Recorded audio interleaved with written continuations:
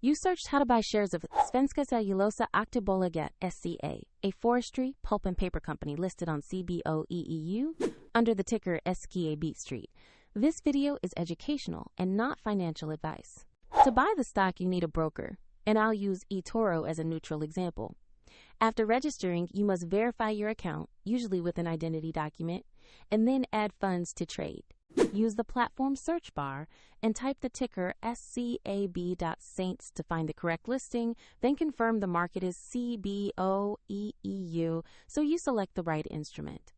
Open the stock page to review basic company information and the price chart, and double-check the listing details to confirm this is the right SCA share. To place an order, choose the amount to invest. Review the order details and confirm.